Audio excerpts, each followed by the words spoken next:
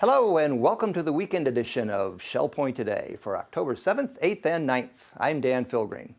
On today's show, we will meet a unique and interesting little creature here at Shell Point that's lived to be the crabby old age of over 40 years. And we'll recap the top stories from this week. But first, we want to remind you of the big open house walkthrough tours happening at The Club. Come to view the new clubhouse, meet the staff, learn some interesting facts about the building, and view the amenities and the decor in the self-guided tour. Refreshments will also be available. Transportation to and from the clubhouse will be provided according to a specified schedule and your location. 10 a.m. till noon for island residents, noon until 2 p.m. for the Woodlands, and 2 until 4 for Eagles Preserve, the Estuary, and the Springs. This all takes place on Wednesday, October 12th, and you can find the shuttle schedule on page 7 of this month's Shell Point Life. The Walking Club is on the move again. This time they're heading to downtown Fort Myers. They're going to walk along the historic River District, the Yacht Basin, by the courthouse and the Museum of History. Enjoy this 3 or 6 mile walk, your choice, by signing up with Jerry Bishop of Eagles Preserve at 822-5608. Walkers will meet in the administration courtyard on the island at 8 a.m. this Saturday morning. Instead of walking, if relaxing with a good movie is more your style, then you can stroll on over to the Grand Cypress Room of the Woodlands at 2 p.m. or again at 7 p.m. for a Saturday movie. The 2013 film Like Father, Like Son will be shown. It's an award-winning Japanese film that is the touching story of two families who must face an impossible decision that will affect their lives forever, when a man learns his biological son was switched with another child after birth. The film is presented in Japanese with English subtitles. And now it's time to meet a over 40-year-old resident here at Shell Point that is a little unusual. Some may say he's a little crabby, or maybe he's just shy. We got him to come out of his shell and say hi for us in this next segment. Well, hello Shell Point. We have a fun treat for you here. We're meeting here in the home of Carol Ann Ormes here in Parkwood. And Carol Ann had a long and distinguished career as the head of a clinical microbiology lab. Am I saying that right? You are.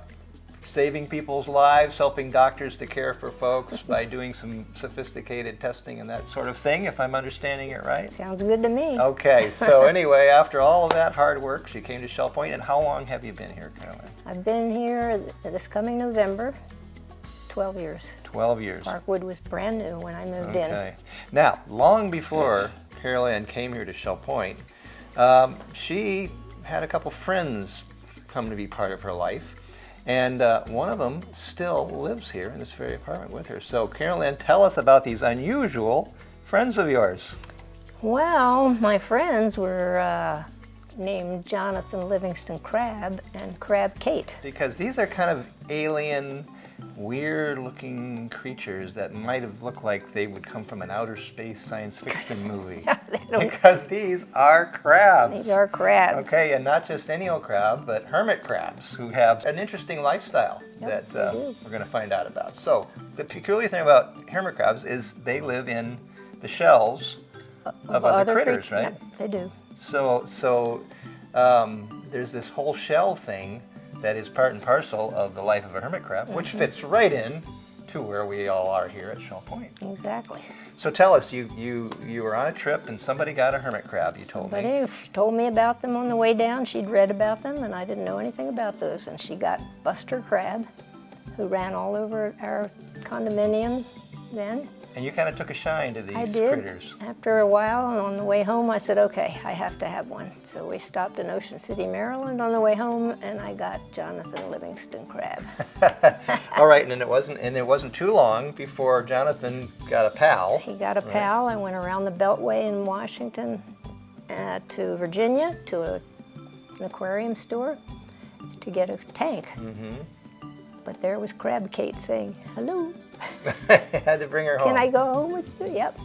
Now, okay, so a child might see one of these in a pet store or something and say, Mama, can I have one? And bring it home. And they live probably a few weeks to a year maybe.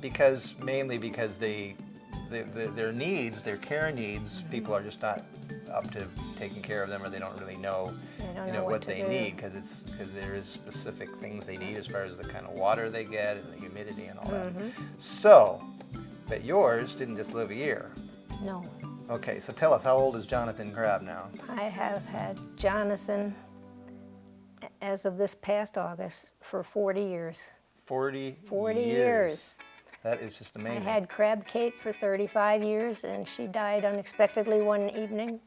But he's been doing fine ever since, and he just runs around my apartment all day long. That's a world record, isn't it? It is, because we all seem to know each other all over the world. All We've the been on crabby clubs. people? The crabby people have been on web, internet groups and all of that. The internet's brought you all together. Yes, it did. We are still good friends. So Carol Ann is a celebrity here in Shell Point, because she is the hermit crab lady of this entire planet, folks. I mean, everybody that knows anything about crabs knows about Carol Ann.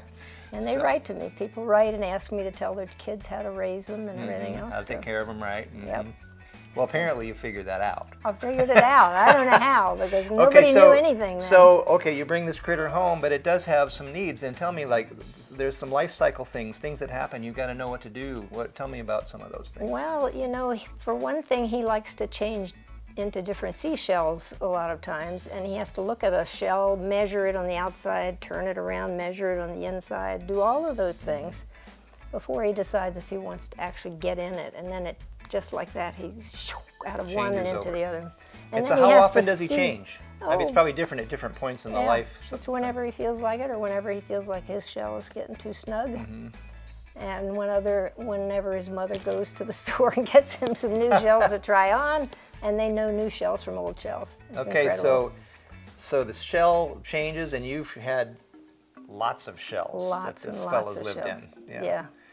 Dozens. So, I know on your table in your living room there's a glass bowl with a collection, but you said that's just the most recent That's ones, right? just the most recent, yeah. All right, so.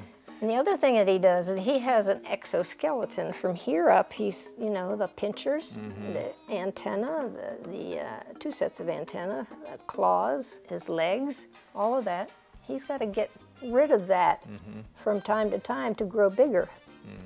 And so when he tells me it's time to molt, and that's what that's called, he starts digging in his tank like he wants to dig straight down to China to find a place to hide, but there's nowhere to go in there.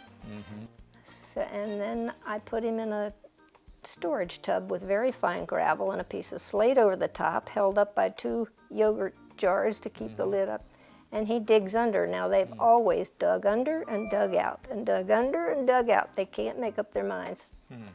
But he'll go and he'll stay and make a nice nest like that, and he'll sit in there. And that takes about 6 weeks. 6 weeks. Has to be in the dark. Yeah. He has to produce the right hormones to build a new exoskeleton under the old one. Okay. And so I put him in the den. I put a heater in the den because I can't put a heater. This tank here has a heater on the glass bottom, and I keep the gravel wet, and that causes the humidity that he needs for his modified gills here. Okay. That's why a lot of those young ones die. People don't know that. Got to keep the gills moist. Got to keep the gills moist. So he stays in there and may take, I'm not allowed to look, he has to stay in the dark. Oh, is that right? Oh, it kills me. But then after 6 weeks. After 6 weeks, he will stretch out. He stays in his seashell, but he stretches way out like this, and he wiggles like that until all of that exoskeleton comes off. And then he has the new pink exoskeleton inside. And then you said after that he does something kind of peculiar. Very peculiar. He'll sit there for so many weeks until that pink exoskeleton hardens up and turns brown. Right. Then he goes to his old exoskeleton that he shed, and he eats it. He wants back the calcium and the chitin. It looks delicious. It's very tasty. I've never tried it, but... How long does it take him to devour all of that? That's all it takes at his age now, close to 3 months to do 3 months? For the whole process. This first 6 weeks and then the rest of the time.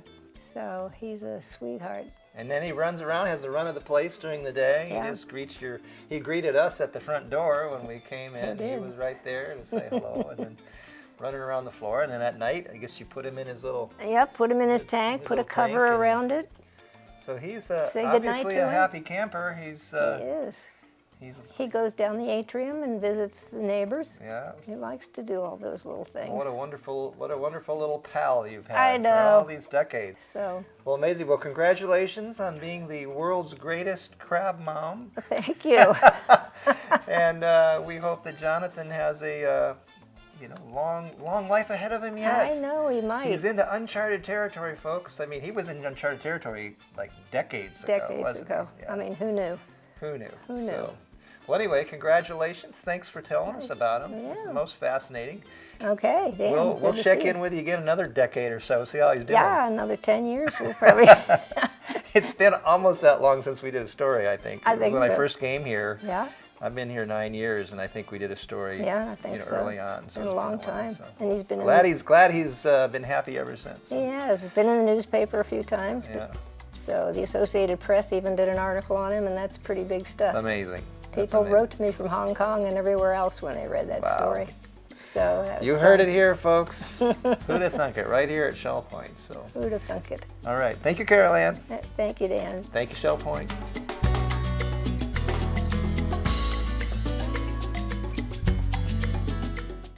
Hey, Michelle, what's up? Well, summer is officially over, and there's nothing like starting the season, kicking off the season, fall with football. Oh, you gotta be kidding. There's more to kicking off the season than football. You know what? You're right. Our residents are just now coming back, and we've got to really kick off the season. How can we do that? Well, what better way than with a concert, a big celebration? I think that's a great idea. Matter of fact, the big game is on Tuesday night. What game? I mean the concert.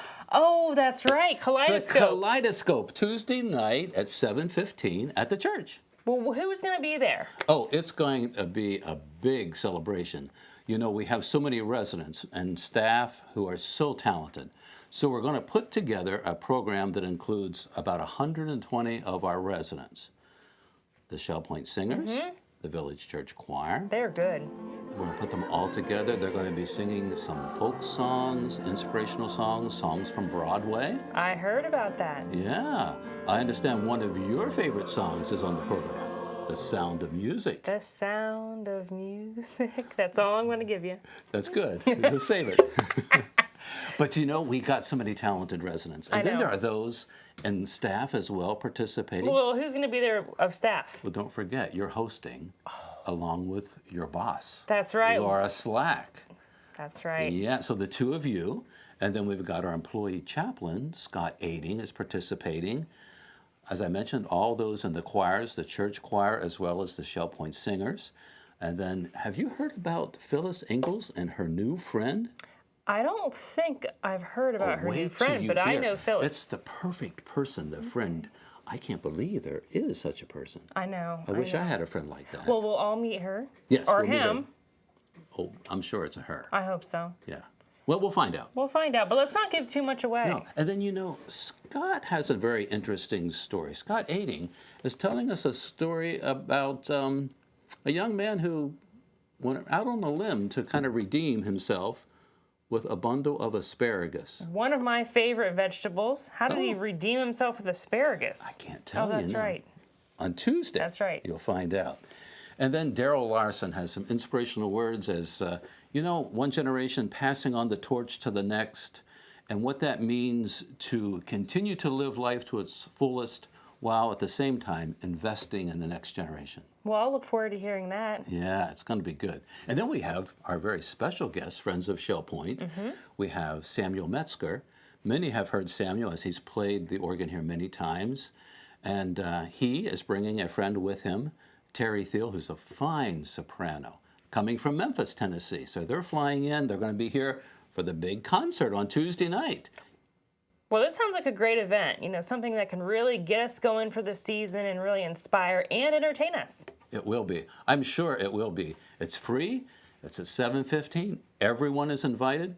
I hope you'll pass the word along. I'll pass the word along, definitely. We hope to see you Tuesday night at the Village Church, 7:15. Way to go, Michelle. And now it's time to cover all of today's happenings, Academy news, menus, and Village Church connections. Hello and welcome to the weekend edition of the Happening segment of Shell Point TV. I'm Bev Chandley. And I'm Dora Robbins. And we're going to tell you what's going on here Friday, Saturday, and Sunday. Friday starts out with 8 o'clock men's round robin tennis down at the Woodlands. Also at 8 o'clock we have pickleball at the game courts behind the Resident Activity Center. The stamp ministry will be down in the stamp room at 8:15. At 9 o'clock, we have canasta and samba. That's played on the second floor of the Woodlands Commons lobby. At 10 o'clock, we have the men's match play tennis down at the Woodlands tennis courts. The Inquiring Minds group will be in the Manatee Room at 10:15. Also at 10:15, the Malayot Sailing Club will be sailing their boats at the Woodlands Commons Lake. Our Susie Q boat is going out to Marker 92 or Pincher's Crab Shack today. They depart from the dock at 10:30 behind the village church. Moving into the afternoon lineup, we have Mixed Progressive Bridge in the game room of the Woodlands. That's at 12:30. At 12:45, we have Health Connections class, Zumba Fitness. That's in the Health Club. Our diabetes group appointment will be in the Social Center at 1 o'clock. And at 1:15, we have advanced table tennis. That'll be in the Tarpon Room on the island. The Quilters group will be in the Osprey Room at 1:15. And you will find the Model Train Room open for tours between 1:30 and 3:30. Our first Vespers of the day is at the Community Room of the Arbor at 1:30. And at 2 o'clock, we have Bid Euchre. That's in the Sable Room of the Woodlands. Water volleyball will be at the Life Quest Aquatic Center at 2:15. And we have a second Vespers at 2:30. This one's at the Community Room of King's Crown. At 3:15, we have Ballroom Dance Group. That's in the Health Club. And our final Vespers of the day is at 3:30 down at the Springs. Dora's going to tell you what's going on for Saturday. We're going to start Saturday morning at 8 o'clock with pickleball, and that's at the game courts on the island. Then we have round robin tennis at 8 o'clock. And at 8 o'clock, we have Shell Point Walking Club, and they meet at the administration courtyard on the island. Sign up is required for that. At 9:30, we have men's and women's doubles, and that's at the tennis court at the Woodlands. At 9:45, we have duplicate bridge, and that's in the Manatee Room on the island. At 1 o'clock, we have chess. That's at the Library Lounge at the Rack. At 1:15, we have table tennis, and that's in the Tarpon Room on the island. And then at 2, we have Saturday at the Movies, and that's at the Grand Cypress Room at the Woodlands. And our last activity for Saturday is at 3:15, and it's basic line dancing, and it's at the Health Club on the island. And here's Bev with Sunday's lineup. Thank you, Dora. We're going to start Sunday off with 9 o'clock Christian Life Studies. That's held in the Village Church. Our morning worship service is at the Village Church at 10:15. Now that's also broadcast live on Shell Point TV, Channel 13. We're going to jump all the way to 4:15 now with Latin Size Dance Group down in the Health Club. And the final activity of Sunday and the weekend, we have 6:15 evening service at the Village Church. Well, we wish you a wonderful weekend, and we will see you back here next week. Hi, I'm Terry Kolath with your Academy information for the weekend of Friday, Saturday, and Sunday. At 10:15, we have the news from over there in the Social Center on the island. You can sign up right at the door. On Saturday, October 8th, we have that Apple iPad, iPhone, and Mac free walk-in clinic in the Manatee Room on the island. Bring your own device, your Apple password, and helpful, knowledgeable volunteers will help answer your questions. I'd like to share with you our new classes coming next week. On Monday, we have the AARP Smart Driver course. This is part 1 with Ed Vanderhey of Coquina. We also have part 1 of the interwar years, 1918 to 1939, with Seth Mendel of Teledora.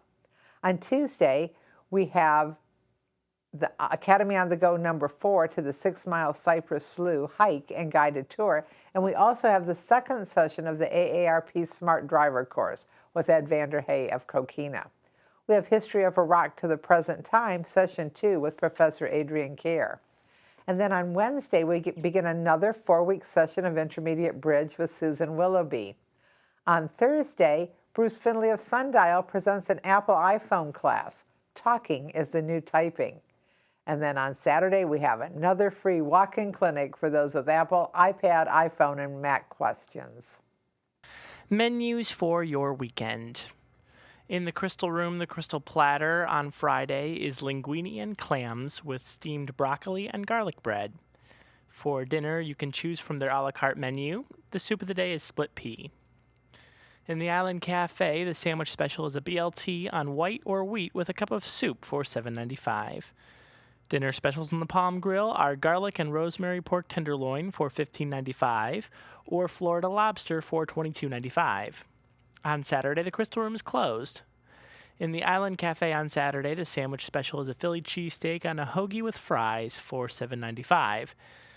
The dinner special in the Palm Grill on Saturday is prime rib for $20.95. On Sunday, the Crystal Room features its Sunday brunch for $16.25. In the Island Cafe on Sunday, the sandwich special is your choice of a hot dog or a hamburger with potato salad, watermelon, and ice cream for $7.95. And the Palm Grill is closed on Sundays.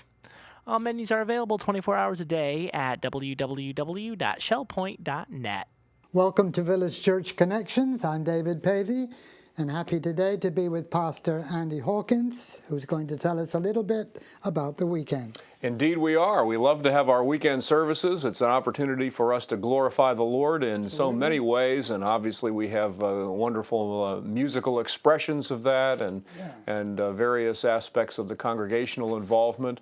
In the morning service, we have a couple of things going on. I'll be preaching as usual on the Gospel of John. We're back in that series, and it's called Signs of Life. That's what the series is called, and it really has to do with the fact that the Gospel of John is expressed in terms of a series of miracles that, that John calls signs. And those signs are meant to lead us to faith in Christ for salvation. And that's an explicit statement that John makes. And he starts out the Gospel very clearly describing who it is in which we're supposed to have faith, in Christ himself, who is described as the Word. And then he introduces us to the witness to the light, the witness to the Word, who is John the Baptist. Right. And John the Baptist, we've been sort of looking at him to give us a model for how to share our faith, how to be a witness to the light ourselves. And we've looked at a number of different expressions. And this week we actually get to see the fruit of the witness of John the Baptist. Because all of a sudden, because of what he's done by pointing to the Lamb of God who takes away the sins of the world, he actually finds disciples who then follow Christ instead of John the Baptist. Yeah. And so you start to develop a series of followers of Jesus as a result of John's testimony. Excellent. So we're going to look at that in the morning, but also you're going to be speaking a little bit in the morning as well. Tell us a little bit about what that's going to entail. Well, once a month we're doing what we call a spotlight on missions, just to keep missions constantly before the church, our responsibility to tell others around the world. And so I'll be giving a 5-minute talk about refugees, which is something that's very, very much on my heart. I came from a ministry in Britain where we were reaching out to these people. Right. And have a few things to share and a few pictures to show. So that's great. We trust this will be stimulating and help to keep people aware of what's going on in our world today, with over the population of refugees exceeding that of the population of Florida, over 21 million. How about that? Isn't it incredible? Yeah, it's striking. Yeah. And of course, it's very timely because in about a month, we're going to have Raed and Manar Awabde, who are operating a ministry to Middle Eastern refugees out in Sacramento. His brother actually is in Syria. He's one of the officials of the Syrian church and of the Christian and Missionary Alliance. And they're going to be here, the Awabdes are going to be here to share about what they're doing to minister. And we're already invested in that ministry in so many other ways. Their hearts must be broken. Must be. When you see what's happening in Aleppo today. Absolutely, yeah. And we've got an evening service too, I believe. Indeed we do. And, we've been talking a lot about how we're reaching out in so many ways. You're going to be talking about that from a missions perspective, and we have interest in refugees. But we're also seeking to plant churches in the state of Florida. because there are many unchurched people in Florida.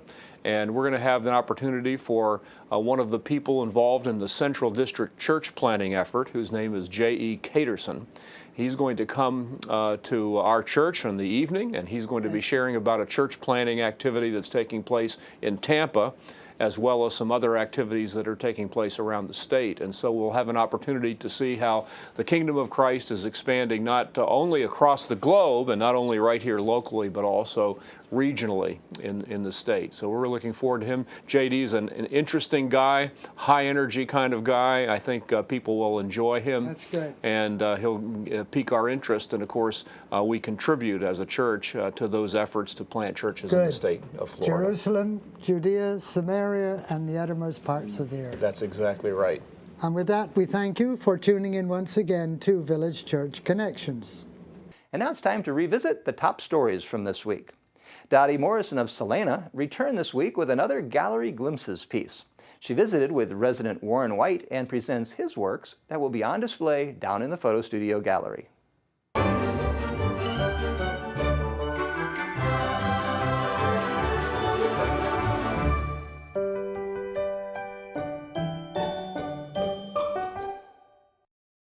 Hi, I'm Dottie Morrison, and I'm here with another segment of Gallery Glimpses.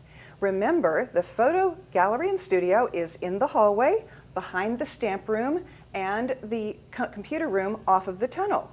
Now, before we go into the gallery for our new exhibit, I want to tell you about some new changes that are happening in the tunnel.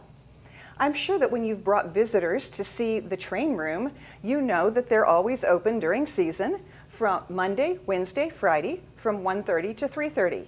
Well, now you'll also be able to visit the art studio and gallery and the photo gallery and studio during those same hours. We're hoping that makes it more convenient for you.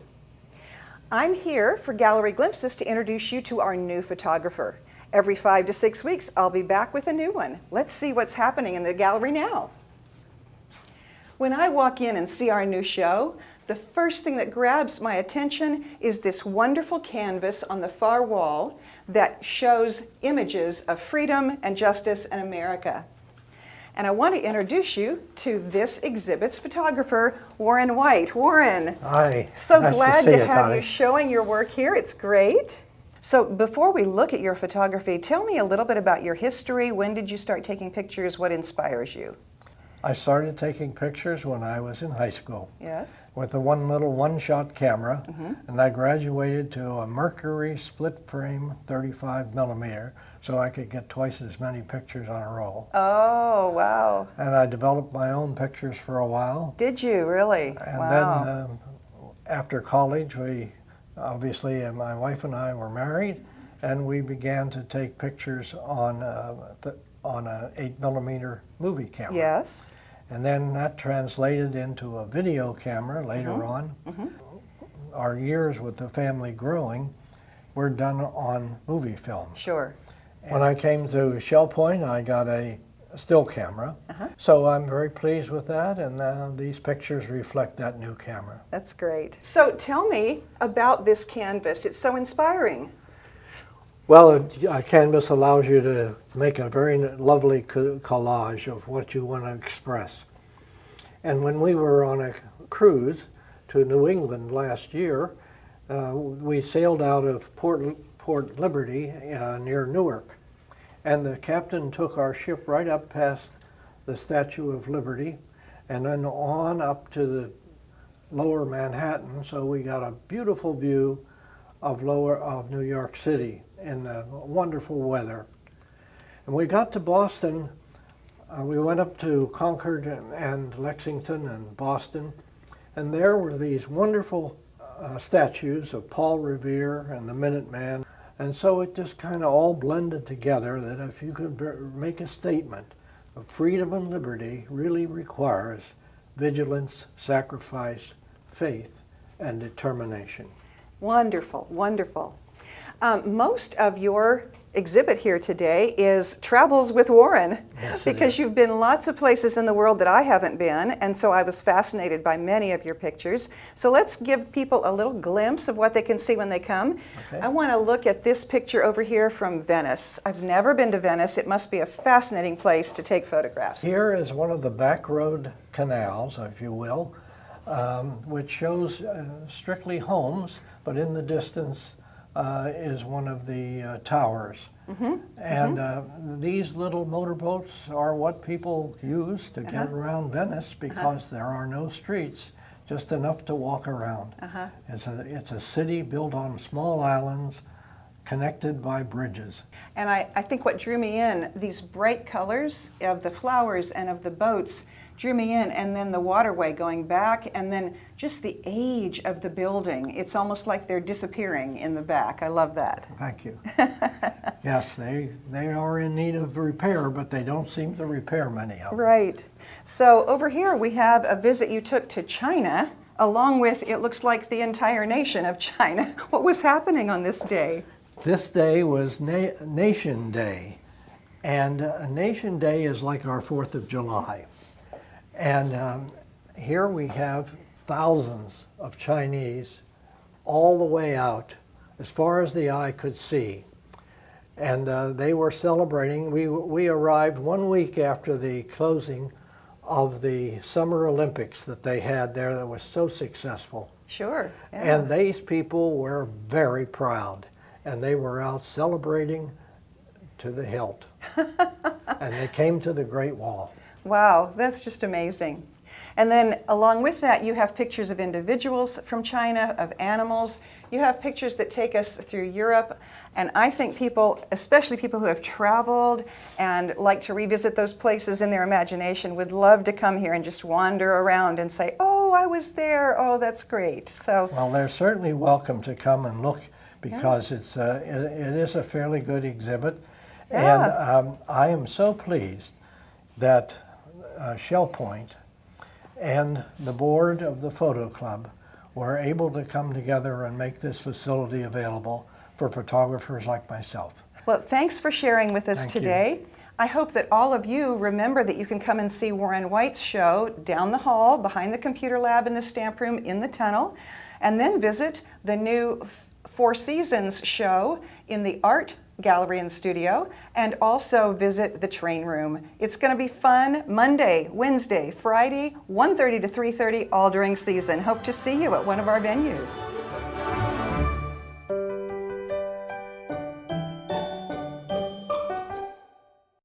And now it's time to heat things up a bit with a delicious dish from Ruth Duber and David Lee.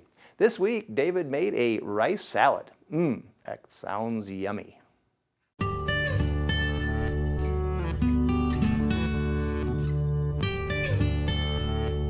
Hi, welcome to What's Cooking at Shell Point. I'm David Lee. And I'm Ruth Duber.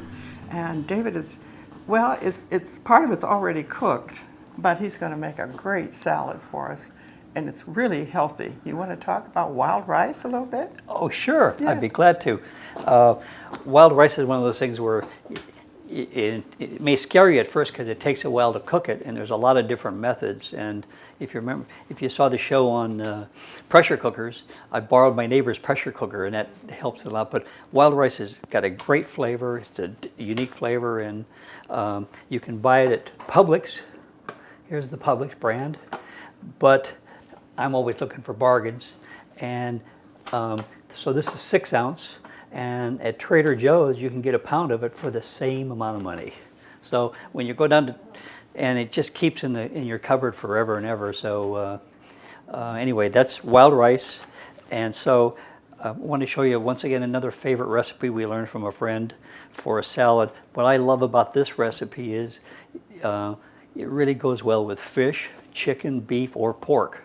And so I like to cook this, and it's a little bit bigger batch than usual, but then we have it for 3 or 4 meals. And it makes life easy all week long then. So we start off with a half a cup of cooked rice. And this is actually, after it's cooked, it becomes about 1.5 cups. So start off, cook the wild rice the way you want to cook it. and to the texture. We happen to like it more well done than some people do. Some people like it crispy. So, but for today, that's the main ingredient, and we have all these other ingredients we'll go to. But let's start first. To give it the unique flavor, it has orange in it. And so we're going to zest one whole orange. And as they teach you, as you watch the cooking shows, you want to just get the orange and try to avoid any white if all possible.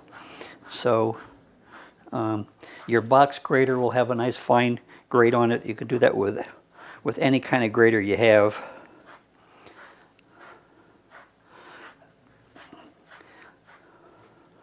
And for this recipe, I like to buy one nice big navel orange because it also calls then for 1/4 cup of juice. And this orange is 1/4 cup of juice. So it makes it a lot easier.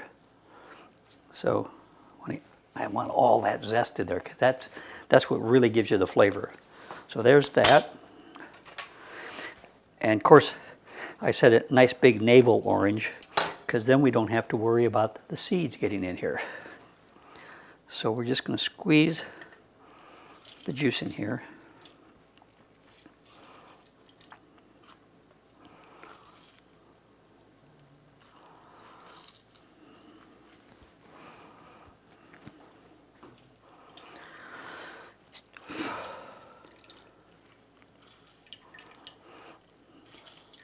So we're planning a dinner for another couple tomorrow night. So you're helping me prepare for my dinner. And actually, sometimes you think it tastes better the next day. So there's our orange juice from our orange. Now, what we're going to do here is put the wild rice in first and add a couple tablespoons of oil. You can use either vegetable oil or I kind of like the flavor of olive oil, so I'm going to use olive oil today. Just 2 tablespoons of whatever your favorite is.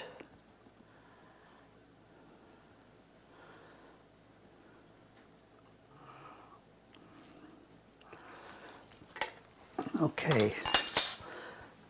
Then what I like to do before I put the other ingredients in, I'll explain to you, is to mix it up. And I usually use my hands, but I got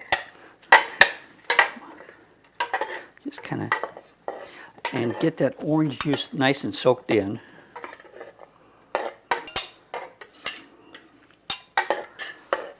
And I hope you can notice it.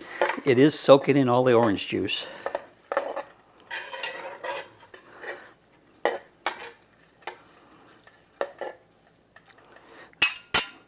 There we go.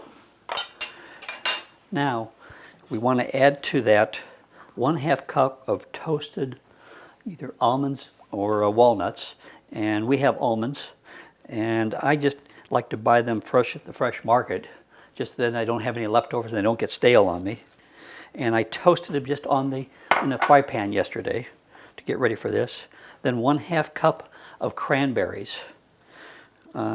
These are actually craisins from Costco, and I like to buy them for this. That way I can have it on my cereal in the morning too. And then 1 cup of frozen peas that are just thawed, so we don't cook them, so they're nice and crunchy. So there you have it.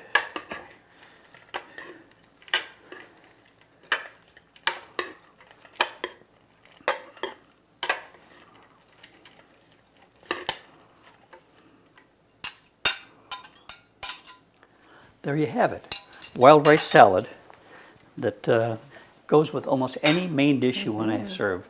What do you think, Ruth? It looks beautiful. In Of course, fact, that's a beautiful bowl. huh? I can't wait to taste it. Thank you. I think you better taste it, Ruth. Okay, all right. Yeah. It's beautiful. Just look at the color in that. Yeah.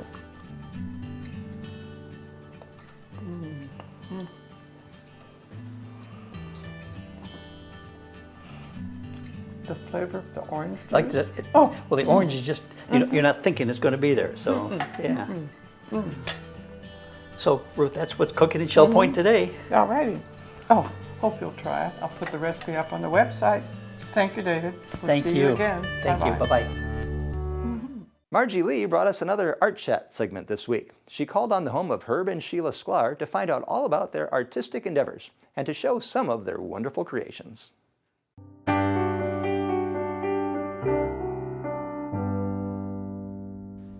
Hello everyone and welcome to another Art Chat. I'm Margie Lee and today we're in Eagles Preserve and we're chatting with Herb and Sheila Sklar. Welcome to both of you. Thank you.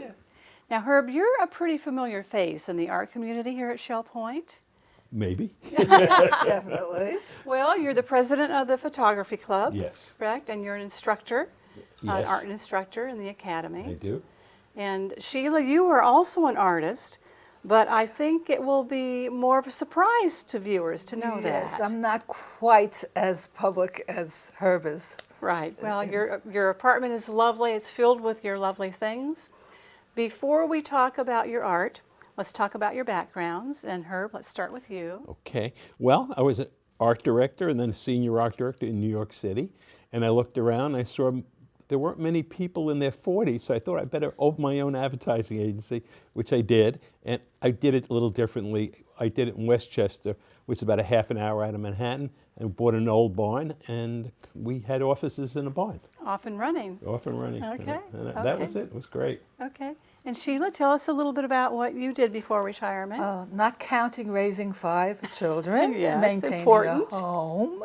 I was a clinical psychologist, and I had an office and I had a private practice, and I did some forensic work as an expert witness in sex abuse. Oh, that must have been Very interesting. challenging. Yes. Challenging. Yes, So, well, I want to get right to your artwork. And there's one special painting that I would like to start with. Hangs in your bedroom, so let's go take a look at that now. Okay. Here we are in the bedroom, and I love this painting. Oh, Herb. thank you. Tell me a little bit about this. Well, it marked the change of our lives. This is the first painting I made after retiring. And we were no longer advertising executive and clinical psychologist. We were just the painter and the potter. And that is the title of the painting. Yes, it is. This is a painting that will be in the exhibition, Ageless Creativity. I think it will be a wonderful addition in that exhibition because it says so much about ageless creativity. Yeah. Talk to me about this, and this one is a photograph? It is. This whole thing was a process that just kept happening, and I just kind of went with it. This is a photograph I took of myself. Okay, and then I got into digital painting with the iPad. So I did a painting from this photograph of myself, but I printed it out on metal. Okay, and so that's this. That's this. So now there were 2 Herbs. Okay. So when you say you did this on the iPad, what does that mean? I literally drew it You on the iPad. literally drew it on the I'm iPad. teaching that class in a couple of weeks here at Shell Point. Okay. And but then I printed it out instead of paper. I printed it on metal. On metal. Yeah. And then I had another class coming up on palette knife painting, so I knew I needed a demonstration, something where I can show. Okay. And I figured, well, why not? I got 2 Herbs, I'll make 3. So this is not done because I want to save it for the class. But Okay. so I now call this the 3 Herbs. Okay. Herb photography, Herb digital painting, and this will be Herb palette knife acrylic on canvas. When did you start potting? I'd say in my early 20s. I started and then I stopped and started and stopped and continued mainly after retirement. Okay. And obviously it's something that you really enjoy. There's a real sort of joyousness in your work, I think. I'm glad to see that. Here we are, Sheila, looking at the pot that you will be displaying in the Ageless Creativity exhibition. When I first walked into your apartment, this caught my eye immediately. It's such a beautiful shade to begin with. I thought at first it was celadon, but there's shades of blue in there as well. Yes. How did you achieve all that beautiful coloration? You know, I'm really not responsible. It was the kiln that did it all. I sprayed, which is why it's a flat matte kind of a finish. And as you can see, in some spaces the clay, the finish pulled away from the clay, and then it seemed to harbor around here in this beautiful, I think it's beautiful anyway. Yeah. And this is, we would call this a free form Yes. kind of pottery. So Yes. you shaped this with your hands, I guess. Is that? I used a little help with Little a mold. Okay. Yeah. Okay. Well, it's just wonderful. I can see why the judges fell in love with it for the Ageless Creativity exhibition. Now, there's another piece of artwork that's a little unusual in your kitchen. Okay. Let's go take a look at that. Okay, let's go see. Talk about her. She's a blue lady, and she has her makeup on and her eyelashes done. And I enjoyed doing portraits and masks, and this is one of the masks that I especially am fond of. So we hung it up and displayed it in the house. Again, more of your sense of whimsy is coming through with this, similar to the snake. Yeah. And there's also a wonderful sense of whimsy in the backsplash that you created here. So let's talk about the backsplash. Okay, let's go to the backsplash. Now, I've never seen a backsplash quite like this at Show Point. No, it's an original. It's an original Sheila that I had to get a special oven. It's not the typical Show Point oven because I had something that slid so you could see my tiles. And supposedly that's me, and this is my little guy, Rusty, our dog, and in the kitchen cooking up a storm. And I just love the idea of having that in the house. I painted all the tiles and then fired them, and voila. Voila, there it is. I don't see Herb in there anywhere, but...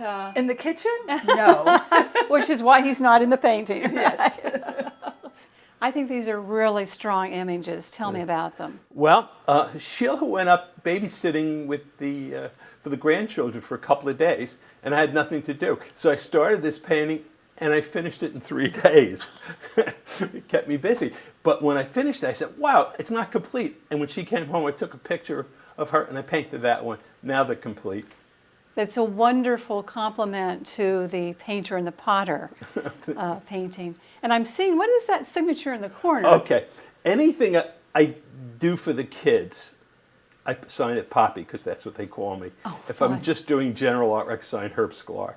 But if Fun. it has Poppy on it, it's meant to go to the kids at some Okay, point. And I okay. painted a portrait of each one of the grandchildren. Interesting. Now, is that acrylic that we're looking at, or These were probably oil. probably oil? Yeah. And then what's the difference between oil and acrylic? Well, the way I use it, there is no difference because I use a water-based oil. So it almost doesn't. It dries much slower, which sometimes is a real advantage. And acrylic dries very quickly, which is a disadvantage for me. So I have to put a retardant agent into the acrylic to make it dry a little slower. Okay. But then Okay. again, you move along very quickly. Okay. And these works are also in the Ageless Creativity exhibition, I believe. And that will be in February in the Davis Art Center in downtown Fort Myers. We're going to show one final work of yours that is one of my favorites, and that will also be in the exhibition. Okay, let's go. This is one of my favorite portraits, Herb. Tell us the story of this little girl. That's my granddaughter, and she was visiting, and we took her to a tea house, and we had tea, and you were allowed to put on costumes, and she picked out that hat and the bowler and the string of beads, and light was just coming in right, and I took a picture, and she had the greatest expression, you know, and... It's a wonderful image, and for the viewers watching this is a painting. This is not a photograph, although the detail is so vibrant that you would almost think it's a photograph when you first see it. It took me as much time to paint that hat as it did to paint the rest of the portrait. That I remember because that was so unusual. Well, she looks like a very confident, self-assured young woman. She is. She really is. And how old is she now? 21. Oh, okay. 21. Well, thank you. Thank you for showing her to us. It's a wonderful image. It's a great image to end this art chat on. And thank you very much for inviting us into your home. You're welcome. Thank you.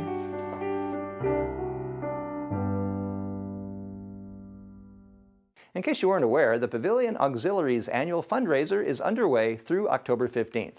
It's the Bakeless Bake Sale. Board member David Dimmick visited with Beth Crenshaw this week to tell her all about the bake sale, where there is no cake. Hello, Shell Point. I'm Beth Crenshaw, volunteer manager, and today I am joined with Dave Dimmick. He is here, he's a board member for the Pavilion Auxiliary, and we are going to discuss the annual Bakeless Bake Sale that is happening at the Pavilion. How are you, Dave? I'm just fine, Beth. So let's talk about it a little bit more. Sure. How long have you been with the Auxiliary, Dave? I think this is my 5th year. Well, let's talk about your involvement there, and maybe you can explain to us the pavilion and how the auxiliary functions there. Sure. Let me give you first, if you consider the Shell Point Medical Complex as a complex of medical facilities to support all the residents here at Shell Point, the staff that runs the pavilion is about 200 in number. And we have an auxiliary that's 250 in number, so we outnumber the staff. You do, and that's really incredible. All volunteers and a great deal of experience among our volunteers. And they're organized into 16 committees. Those committees function in a number of different ways. We have everything from a library committee, a flower committee, a chaplain's committee, a great number of functions like that. And what supports all of those 16 committees and what they do is the funds from the Bakeless Bake Sale. The next question probably is, what in fact do we do with those funds? That's exactly what I was going to ask. I thought you might ask that question. The funds, number one, support those 16 committees, and they have requirements that require expenditure of funds. But in addition to supporting those committees, we actually do a number of things that are suggested, and I brought along a list. We have advanced training and education for staff members. That's done through Human Resources, but it's with our funding. Wonderful. We have a virtual dimension program, which is something that is to train both the staff and the volunteers in the real thought process that those dementia patients have. Just to kind of summarize this, the donations that are made, if you stop and think about it, are really donations for those people who are making the donation. Because almost everybody here in Shell Point will spend 1 or 2 stays in the pavilion. And about half of those are going to spend some extended stays in the pavilion. With 219 beds and they're always full, you know that there's a demand for what goes on there. And the main reason that we're there is to make life a little better for those people that are there. Which is great, and doing this fundraiser is such a benefit to everyone that walks in that door. Exactly, and the fundraiser is a tax-deductible donation that you're making, which means you can take it off your income at tax time, and it's a free donation in many respects. So we hope that this catches on because it's a necessary thing for the pavilion, and it certainly is an improvement for the people resident there. Yeah. Well, thank you so much, Dave, for sharing all of that information, and I learned a lot, and I'm sure everyone else did too. So if you haven't already sent in your envelope or given your donation yet, there's still plenty of time to do that. The Bakeless Bake Sale runs October 1st through the 15th. And if you have any questions or did not receive an envelope in your mailbox, please give me a call. My number is 454-2290. Thank you so much. And that will certainly wrap things up for this weekend edition of Shell Point Today for October 7th, 8th, and 9th. I'm Dan Philgreen, and I thank you for spending time with us today, and we'll look forward to seeing you again on Monday.